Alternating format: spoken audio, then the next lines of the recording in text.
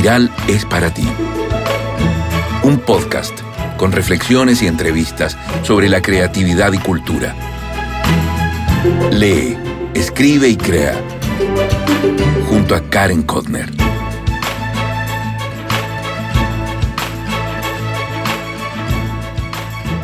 Hola, ¿cómo estás? Soy Karen Kotner, periodista y escritora. Te doy la bienvenida al programa 61 de Espiral, tu podcast de literatura y creatividad. Qué manera más increíble inaugurar el 2022. La primera conversación de este año es con nada más y nada menos que Irene Vallejo, filóloga, escritora y autora del libro de ensayo y superventas a nivel mundial, El infinito en el junco. Este libro, El infinito en el junco, es un ensayo, mira qué interesante, es un ensayo que aborda la invención del libro, la antigüedad, con un fuerte guiño a lo actual. Pero pasa por historias, pasa por la quema de libros, la hermosa Biblioteca Alejandría, y no deja menos, sino que todo el contrario. Ella reflexiona sobre el valor de las pequeñas bibliotecas que hay en cada pueblo y ciudad. Vallejo incorpora reflexiones sobre la tecnología, las redes sociales y el libro digital. Es más que un ensayo tradicional, no es un ladrillo. Irene Vallejo escribió la invención del libro, pero en el mundo antiguo, pero narrado con aventuras y personajes, villanos y persecuciones. Ella misma, Irene, es la protagonista de una pequeña revolución, porque abordó un tema árido de una forma lúdica y cercana a la novela. Se permitió licencias típicas de la ficción, como el cambio de narrador y los tiempos verbales. Tal como Irene lo cuenta aquí en esta entrevista a Espiral, ella dice: yo me planteaba este libro como el ensayo, pero también quise permitirme todo lo que hay en una novela. Es decir, Irene Vallejo quiso entregar algo distinto, buscaba herramientas para que el lector la cuestione ella misma. Mira todos los premios que recibió El infinito en el junco. Recibió el Premio Nacional de Ensayo, el Premio del Ojo Crítico en Narrativa, el Premio Librerías que recomiendan del Gremio Librerías, el de las Librerías de Madrid, y así sigue.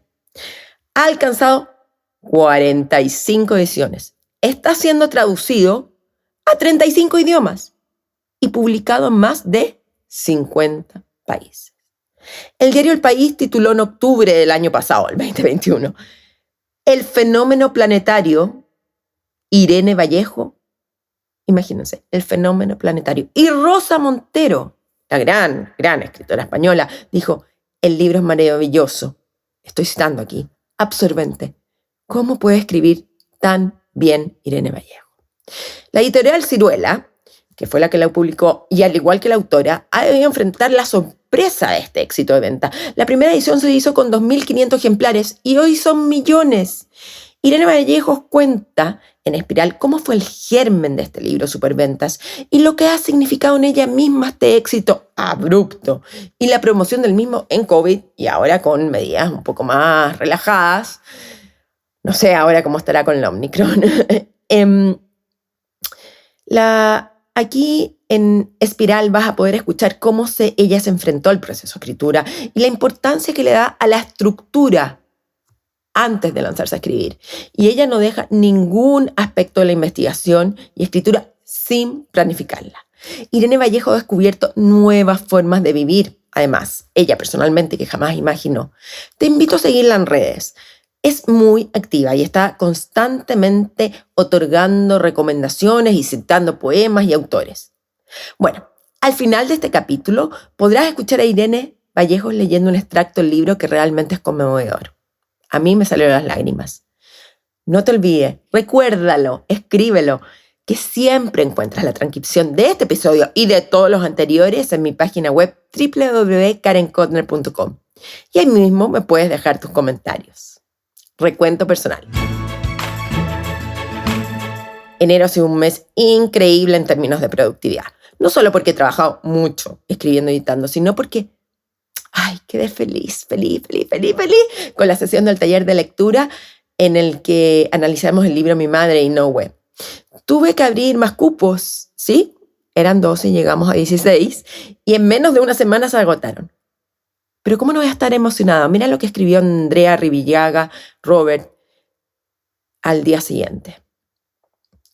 Cito: ayer, bajo las hojas quietas de esos árboles añosos, fuiste llevándonos hacia el final de nuestras vidas, la ancianidad con delicadeza y pasión. Verdaderamente disfruté de esa introspección. No puedo dejar de contarte que sentí angustia, ya que estoy en esa línea. Ese sentirme destello y que la vida es un sueño me mantiene atenta. Preciosa tu clase, felicitaciones. Gracias, Andrea. Andrea es poeta y artista y trabaja unas cosas hermosas en cerámica. Búscala en Instagram. Y también te la dejo aquí en mi página web por si quieres hacer clic. También quiero agradecer, como siempre, a Miriam Telias y a Ana Enríquez por escribirme. Y doy la bienvenida a los nuevos suscriptores al boletín. Eva Holtz, Raimundo Tagle, Patti Soto, Mabel y Carola Mellado. Además, en Instagram, miren lo lindo que escribió Ivonne Hadá. Gracias a tu programa me acabo de liberar del propósito 2022 de comprar pocos libros. Pues tengo que leer más de 700. Cada vez que te escucho, aún sin conocerte, me caes mejor. Intentaré inscribirme para tu próxima charla o lectura. Feliz 2022. Y tengo concurso. Nada más ni nada menos que la última novela de Julia Navarro, De ninguna parte. ¿Cómo participar? En Facebook e Instagram, anda el posteo donde se muestra el libro y solo tienes que poner un like, etiquetar a alguien y decir por qué te gustaría ganarlo. A Julia Navarro la entrevisté en el episodio 58 y 59. Ha sido una de las que más reproducciones ha tenido. Ahora vamos con el episodio número 1 con la hermosa entrevista a Irene Vallejo.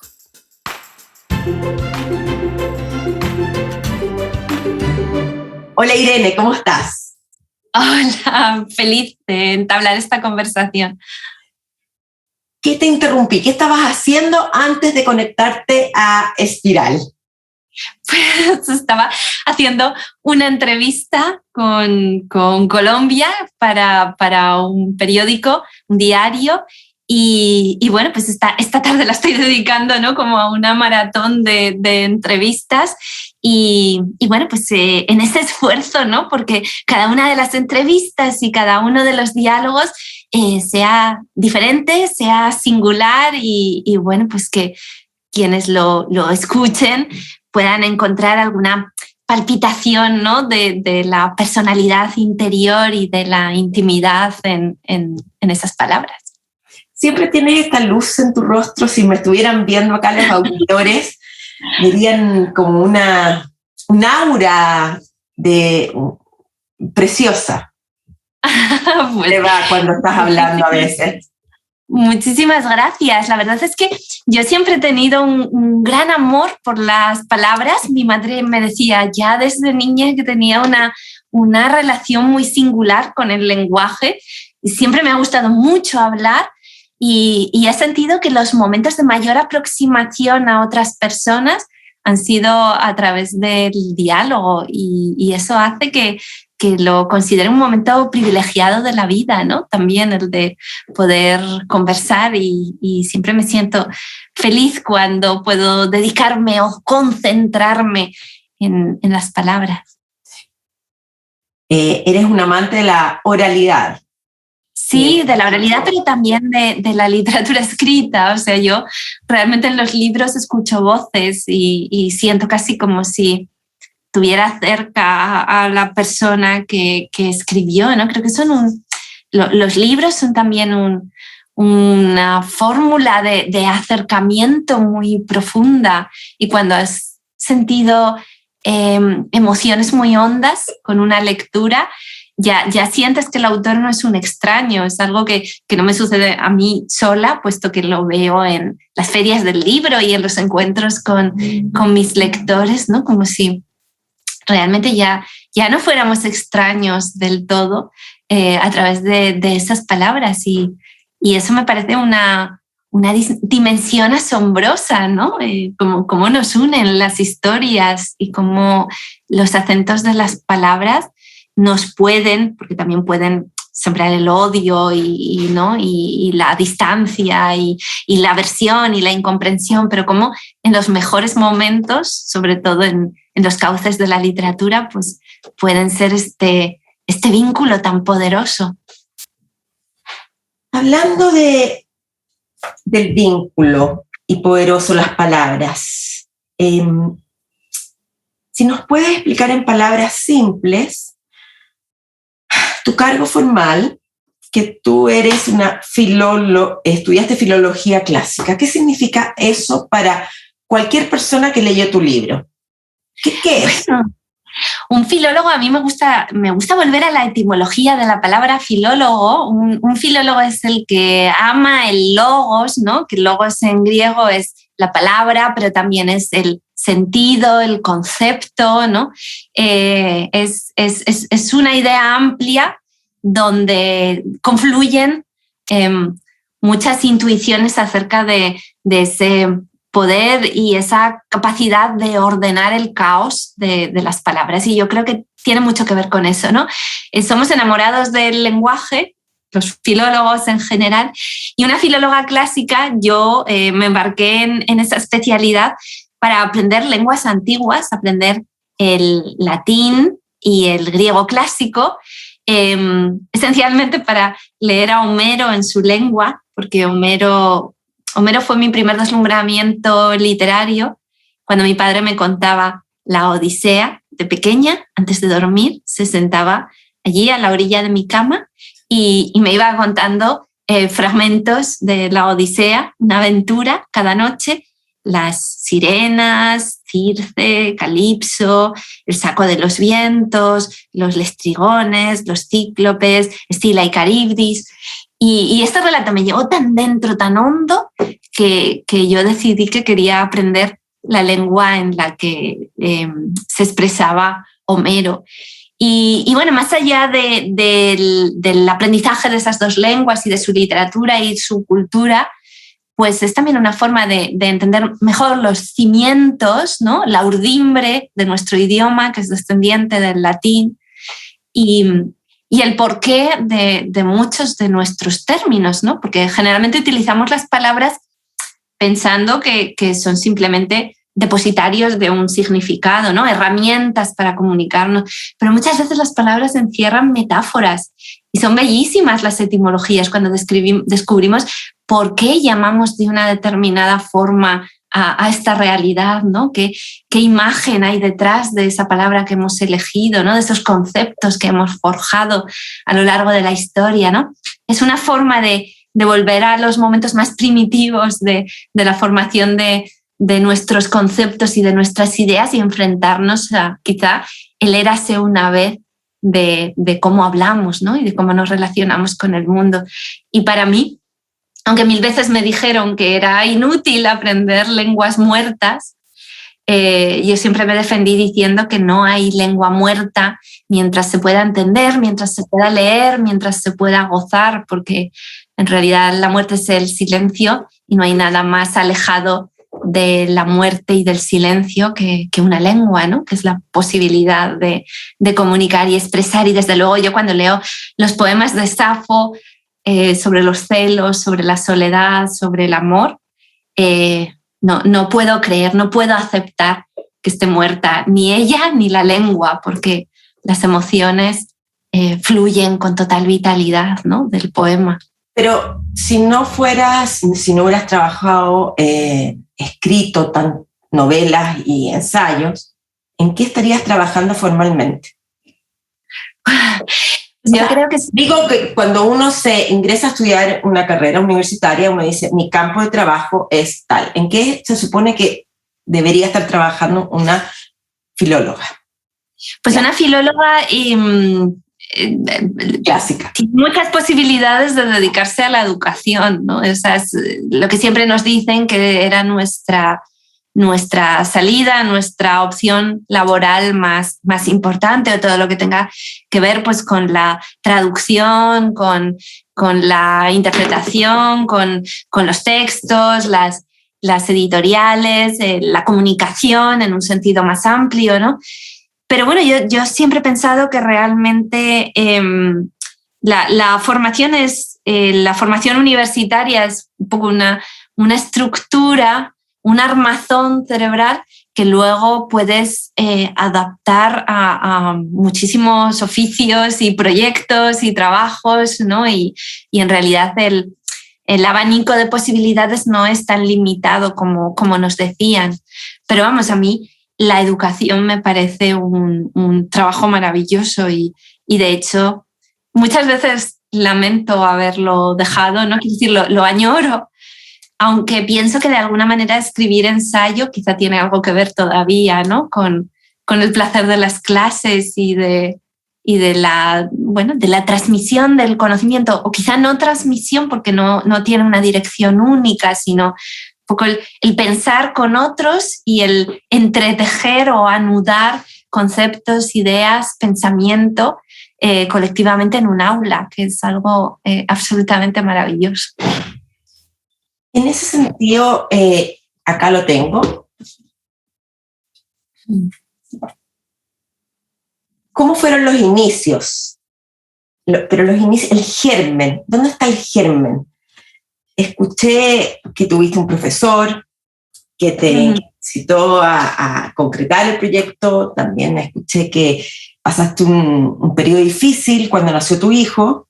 Sí. Pero ¿cómo ves el germen cuando tú dices, como cuando uno está embarazada y dice, esto está naciendo así?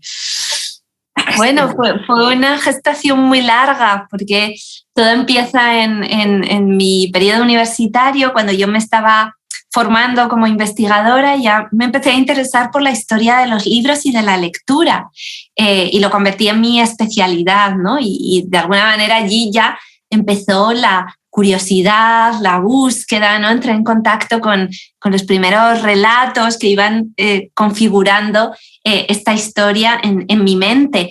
Pero quizá el momento más decisivo, como cuento en el propio Infinito, es cuando viajé con una beca a Florencia para trabajar con un especialista en la materia y un profesor de la Universidad de Studi di Firenze, y allí me abrieron las puertas de la primera biblioteca con manuscritos a la que yo había tenido acceso en mi vida, ¿no? Y en el momento en el que yo pude acariciar un valiosísimo manuscrito de Petrarca, me di cuenta no solo de lo maravilloso que era ese objeto que yo tenía en ese momento a mi disposición y para mi goce y disfrute, sino también se me apareció por primera vez todo el trayecto social que fue necesario para que una chica de orígenes humildes, sin títulos nobiliarios ni grandes posibilidades económicas, pudiera tener acceso a ese libro que se pensó y se creó para privilegiados, para aristócratas, para las élites de la sociedad, y libros que estaban pensados para el uso de los hombres y del que en gran medida estaban excluidas las mujeres, ¿no? Entonces, casi como una epifanía se me presentó todo lo que el mundo había tenido que cambiar, todos los giros, todas las revoluciones, todas las aportaciones de tanta gente, las luchas, para que de repente ese libro estuviera en una biblioteca pública a la que yo tenía acceso como estudiante con una beca pública y podía acariciar, ¿no? Abrir ese cofre de palabras. Y entonces yo creo que se iluminó por primera vez en mi interior la percepción, ¿no? el concepto de que allí había existido toda una evolución, ¿no? Y una revolución de la que no se hablaba habitualmente en la historia, ¿no? Estamos siempre centrados en la épica del combate, del conflicto, de las anexiones, de la colonización, y no hablamos de la épica de la palabra y del conocimiento, ¿no? De cómo la palabra se ha ido liberando a lo largo del tiempo de todas las cadenas, las limitaciones, los privilegios, ¿no? Donde estuvo prisionera al comienzo, para que alguien como yo, como mujer y sin pertenecer a los grupos privilegiados, pudiera llegar hasta allí. Y entonces yo creo que en ese momento decidí que yo quería investigar esa historia y quería contarla y escribirla, ¿no? La que yo creo que es la épica más importante de la historia, que es la de la democratización del acceso al conocimiento. Pero leyendo el libro, abordas someramente la parte más contemporánea, o sea, hablas de lo que es el efecto que tienen nosotros las nuevas formas de leer, el libro electrónico, Internet como una gran biblioteca, que está indexada como una gran biblioteca. ¿Pero sientes que podrías hacer una segunda parte del infinito? Bueno, hubo en realidad una parte del infinito que no se llegó a publicar porque mis editores pues decidieron que era mejor que me centrase precisamente en el mundo antiguo, que no intentase abarcar un periodo demasiado amplio, porque pudiera dar la sensación a los lectores, ¿no?, de falta de método, de horizonte, ¿no?, y de concreción, y como que el relato se dispersaba excesivamente. Y decidieron pues que me concentrara un poco en esas conexiones entre el pasado clásico y el Oriente Próximo, donde surgen las primeras civilizaciones con sistemas de escritura, y el presente, ¿no?, y las distintas revoluciones tecnológicas de la escritura, del libro, de la imprenta, pero no tanto en el mundo contemporáneo. Entonces, esos capítulos extraídos del libro, ¿no?, podrían ser el origen de otro nuevo libro, pero no quisiera escribir un libro que fuera simplemente una segunda parte del Infinito en un Junco, sino concebirlo como un relato independiente, ¿no?, y encontrar un enfoque que me permita reflexionar sobre el mundo contemporáneo de otra forma distinta, como lo he hecho en El Infinito en un Junco. Pero para eso necesito tranquilidad y tiempo, y la promoción de este libro está siendo maravillosamente agotadora y absorbente, y por ahora pues no tengo la tranquilidad de leer los libros y de pensar y de tomar las notas que necesito un poco para ir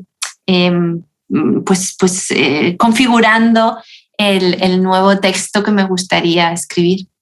O sea, yo que te sigo en Instagram, me impacto, digo, esta mujer realmente puede estar agotada, porque es una capacidad suprema promocionar como estás promocionando tú.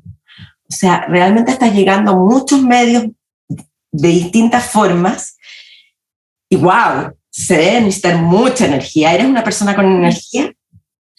Bueno, yo tenía la imagen de mí misma como más bien una persona que necesita sosiego, tranquilidad, reflexiva, introvertida, pero bueno, realmente me han pasado cosas que me han transformado durante los últimos años, ¿no? El nacimiento de mi hijo y sus problemas de salud, después todo lo que ha sucedido con este libro y bueno, entiendo que ahora tengo una maravillosa posibilidad, que me abrís los medios de distintas formas, ¿no? Todas estas ventanas que se abren de par en par, y estas invitaciones a conversar, y realmente no se trata tanto para mí, de promocionar en el sentido estricto de estar hablando constantemente y de una forma narcisista de mi libro, sino de, bueno, pues quizá enunciar algunas ideas, algunas reflexiones, hablar de ciertos temas que yo sentía ausentes en el debate,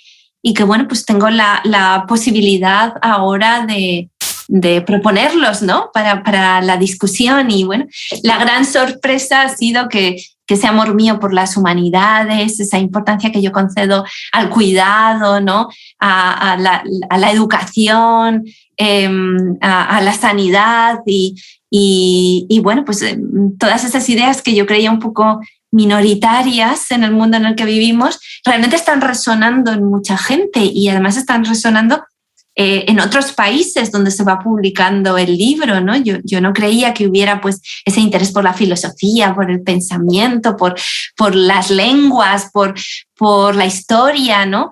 Y sobre todo por la historia de los libros, por la lectura, que nos decían que se acababa, ¿no?, que como que ya no forma parte del mundo contemporáneo, en el que todo lo importante sucede en las pantallas. Y bueno, pues todas esas cosas que yo creía minoritarias, ¿no? y peculiares cuando me interesaba por ellas, han resultado ser, pues, tener mucha más capacidad de impacto de lo que yo nunca hubiera creído, ¿no? Entonces, bueno, pues es la oportunidad de hacerlo aflorar y bueno, pues constatar que quienes amamos los libros, la lectura, el pensamiento, la filosofía, somos mucho más numerosos de lo que nos hacían creer, ¿no? Y bueno, pues eso tiene una faceta muy hermosa, pero al mismo tiempo también muy exigente, ¿no? Porque bueno, cuando te dan estas oportunidades, el reverso es estar a la altura, ¿no? Merecértelas. En ese sentido, yo aquí, para los que lo ignoran o lo suponen, El infinito en un junco ha sido reconocido con el Premio Nacional de Ensayo, el Premio del Ojo Crítico de Narrativa, el Premio Librerías Recomiendan del Gremio de Librerías, el de las Librerías de Madrid, el galardón, y así sigue, porque ha alcanzado 45 ediciones. Está siendo traducido a 35 idiomas y publicado en más de 50 países. El diario El País tituló en octubre El fenómeno planetario Irene Vallejo, o cómo Ovidio llamó al placer por su nombre. Te pregunto, Irene, esa chica que está ahí en Florencia y que hoy, no sé cuántos años ya han pasado eso, pero hoy a tus 42 años eres joven, para que también Rosa Montero diga, el libro es maravilloso, estoy citando, absorbente. ¿Cómo puede escribir Irene Vallejo también? ¿Qué se siente? Sin querer queriendo, como se dice, este fenómeno editorial. ¿Cómo se vive? Porque es una bomba. Sí, pero yo todavía siento incredulidad.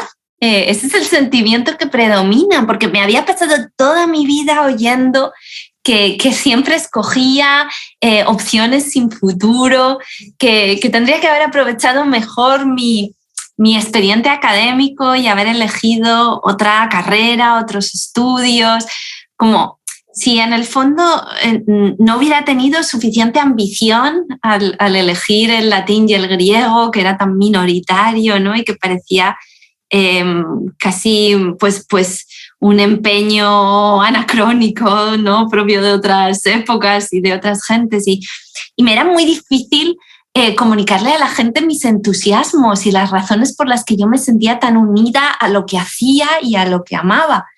Y entonces esa ha sido mi experiencia durante tantos años, ¿no? La de tener que explicar una y otra vez por qué el latín no es inútil, por qué no me estoy dedicando a cosas que no importan a nadie. Entonces, de repente, este vuelco de las cosas me ha pillado totalmente desprevenida, porque había estado escuchando siempre el discurso contrario. Entonces, escribí este libro sin expectativas. Yo siempre digo que lo escribí con la libertad de las bajas expectativas. Yo hablaba de aquello que amaba y que me importaba en un momento muy duro de mi vida, cuando nació mi hijo con graves problemas de salud, y lo hacía sobre todo por motivos terapéuticos, porque en esa espiral de los hospitales, de dormir con el niño, las UCIs, ¿no? el tenerlo allí ingresado, la angustia por su evolución, tener ese rincón, esa habitación propia, llamémoslo, ¿no? En la que yo me reconciliaba con la escritura, con el pensamiento, no renunciaba a mis proyectos, a lo que había sido siempre el sueño de mi vida, como me negaba a ser invadida por la enfermedad completamente. Y entonces, pues, me sentía más viva, lo hacía simplemente por eso, no tenía ninguna expectativa de éxito, ni siquiera estaba segura de si lo acabaría, ni si se publicaría. Así que es que nada me preparó para lo que ha sucedido después. Inclusive cuando yo hablo con libreros les pregunto, pero vosotros ¿cómo os explicáis, ¿no? ¿Ustedes cómo se explican este fenómeno, ¿no? Por el que nadie hubiera apostado de entrada, porque se suponía que el tema, la historia, los clásicos no se correspondían en absoluto con el interés ni con lo que buscaban los lectores? Entonces, ha sido uno de esos fenómenos totalmente inesperados, imposibles de calcular. No, o sea, si yo hubiera querido escribir un libro con la finalidad de que tuviera éxito o fuera un bestseller, es que nunca habría escrito sobre este tema. Ni un ensayo, que de entrada pues un ensayo siempre lo tiene mucho más difícil, ¿no? Ni sobre este tema, ni con este planteamiento. Y bueno, pues realmente ha sido un fenómeno extraño,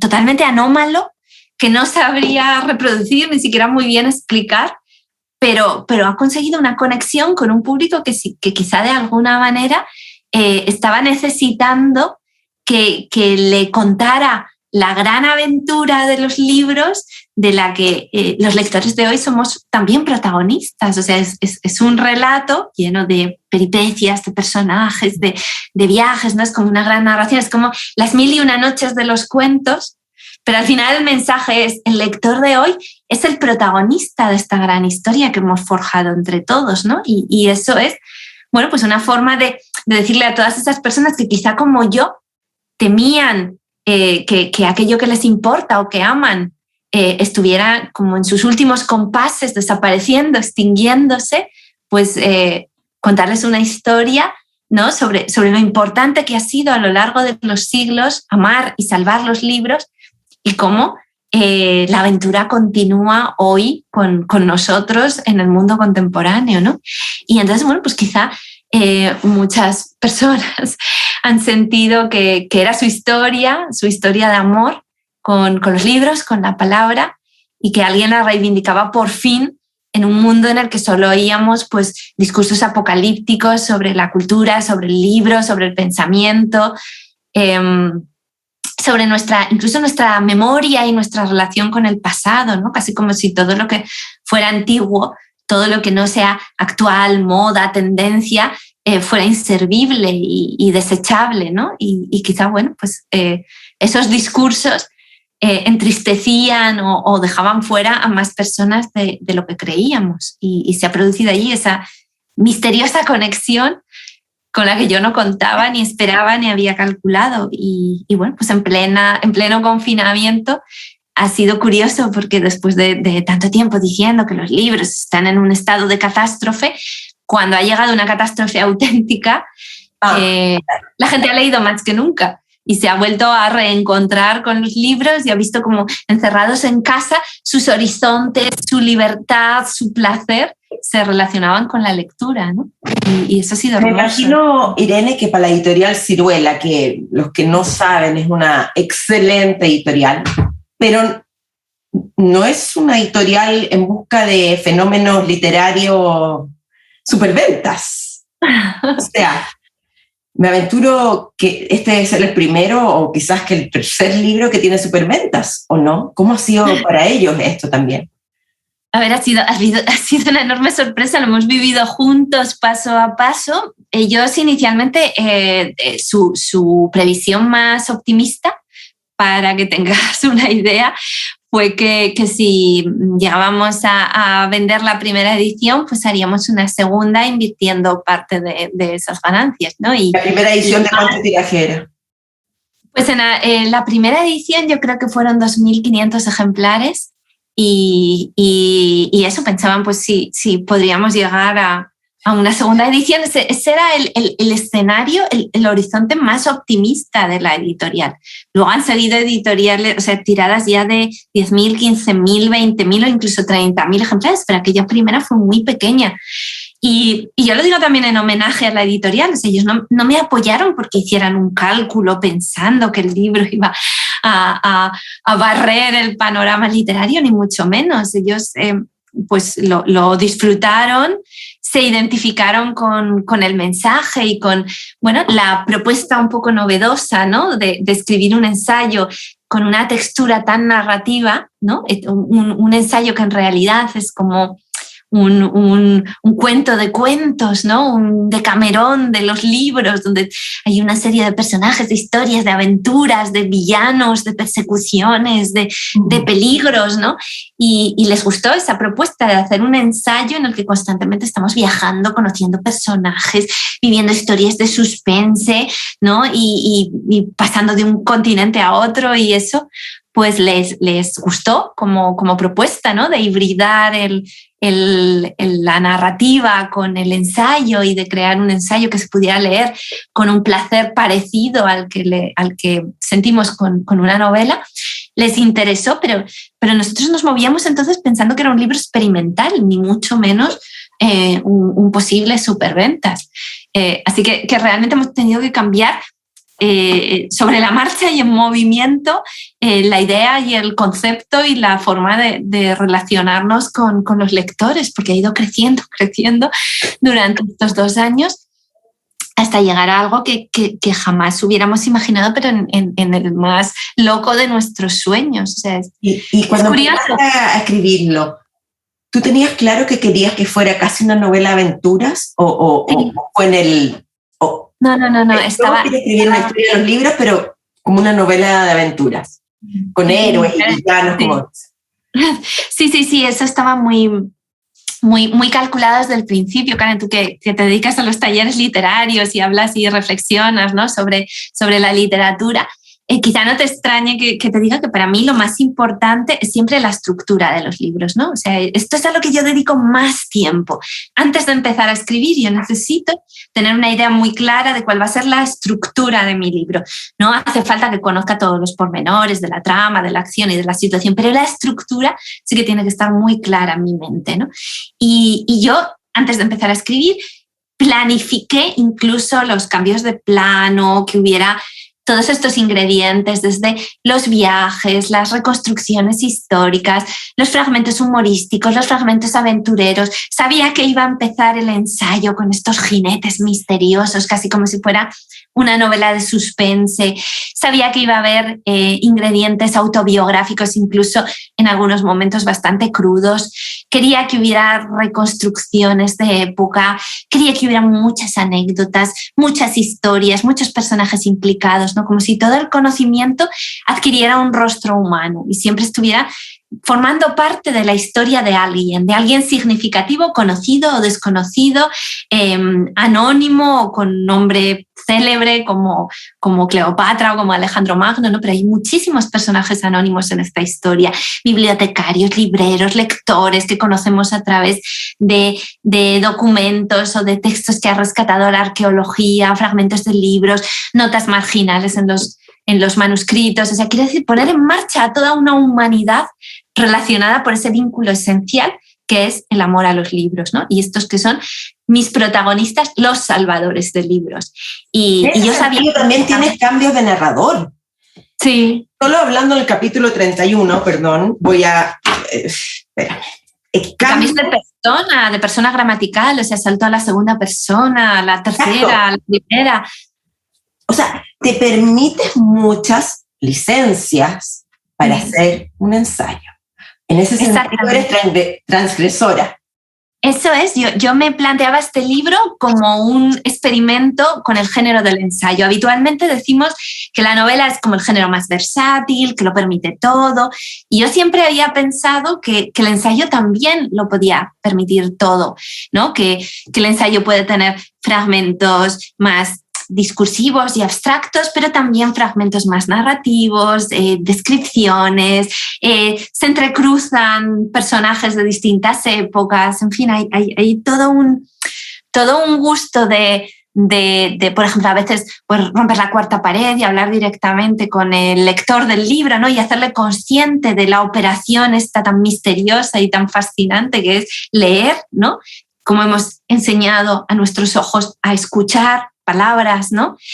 Cómo hemos hecho para ver nuestras ideas a través de la escritura. Bueno, pues, quiero decir, todas esas herramientas que habitualmente asociamos con la ficción pueden entrar a formar parte también de un ensayo, porque al final el ensayo, tal como dice su propio nombre, debería ser búsqueda, intento, ¿no? Como prueba, eso es lo que significa ensayar, es intentar, ¿no?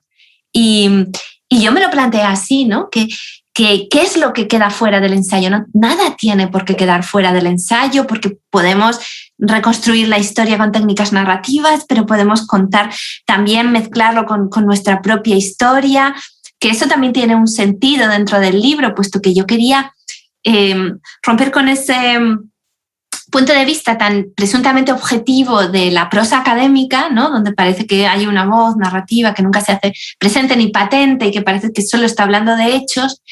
Y yo quise escribir este ensayo desde la subjetividad, desde la emoción, y revelando además al lector cuál es mi origen, cuál es mi procedencia, y por tanto también darle herramientas al lector para cuestionarme como voz narrativa o como voz que expone hechos, porque yo también tengo mis sesgos, mis orígenes, ¿no? Y mis experiencias. Y entonces yo pues comparto también esas experiencias, no porque me considere importante, sino porque le estoy dando herramientas al lector para que también me cuestione o sepa, ¿no? De dónde vienen mis ideas y cómo se han forjado, y pueda, bueno, pues discrepar de ellas con más información, si así lo desea. ¿Has tenido detractores sobre esta casi violación del espacio sagrado del ensayo académico, digamos? Estoy hablando, me imagino, por ejemplo, si estuviera bien un Harold Bloom, que era una figura muy importante, pero él era un tradicionalista, digamos, dentro del canon, que es otro tema que tú trabajas también como tema del canon literario. ¿Has tenido detractores de esta aventura experimental? Sí, bueno, ha habido lectores que han cuestionado pues, los saltos en el tiempo, ¿no? Porque a mí me gusta mucho en este ensayo ver un poco cuáles son las repercusiones o las reverberaciones en el presente de los hechos que estoy narrando, o ver cómo conecta una determinada institución, una forma de entender la educación, el saber, los libros, con la forma de vida que hoy tenemos, ¿no? O busco el origen de fenómenos contemporáneos como los fans, ¿no? Que bueno, creemos que los fans han nacido, como el fenómeno fan ha nacido con los cantantes de éxito, pero en realidad el primer fan conocido de la historia es alguien que estaba enamorado de un escritor, ¿no? Estaba fascinado, su ídolo era un escritor, no un cantante, no un actor, no un músico, era un escritor, ¿no? Entonces estoy constantemente buscando esos nexos con el mundo de hoy. De hecho, a mí me interesa el mundo antiguo en la medida que nos explica a nosotros, no por un motivo de erudición, de yo voy a reunir todos los datos disponibles sobre la antigüedad, sino esos aspectos de la antigüedad y de la historia pasada que nos explican por qué hemos llegado a ser quienes somos hoy. Pero bueno, es cierto que hay personas que prefieren una organización más didáctica del material, por épocas, en progresión histórica, sin esos saltos, sin esas licencias, ¿no? Y con una voz como menos presente en el relato, más discreta, en un segundo plano. Pues bueno, yo lo asumo, y además efectivamente tienen razón. Si esperaban un libro más ortodoxo, pues se pueden sentir defraudados, ¿no? Este es un libro distinto, un libro que intenta llegar a un tipo, a un espectro de lectores más amplios a través de la identificación, de la emoción, del placer del relato, del gusto de encontrar explicaciones y conexiones entre hechos que nunca nos habíamos planteado que pudieran tener relación. Entonces, bueno, es otra cosa.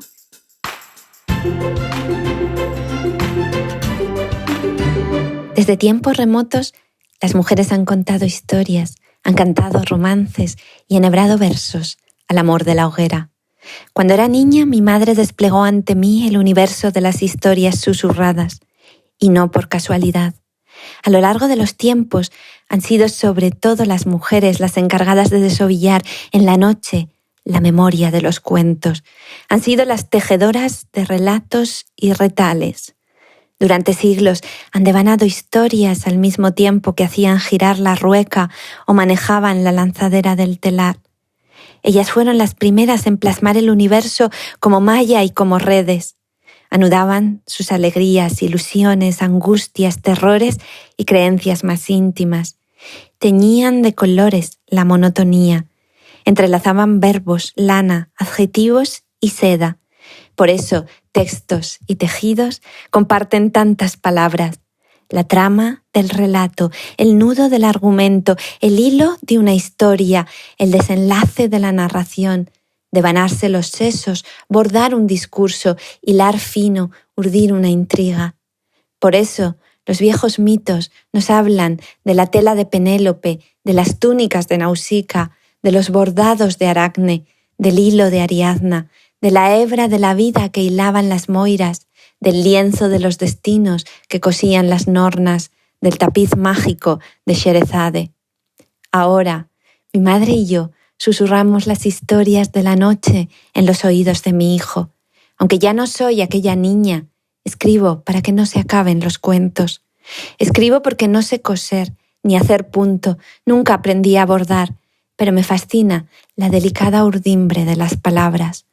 Cuento mis fantasías ovilladas con sueños y recuerdos. Me siento heredera de estas mujeres que desde siempre han tejido y destejido historias. Escribo para que no se rompa el viejo hilo de voz. ¿Qué te pareció? Es una maravilla cómo se expresa. Mañana viene la segunda parte de la entrevista. Qué lindo lo que lee y lo que dice, ¿no? Llega al corazón. Lee, escribe, crea. ¡Chao!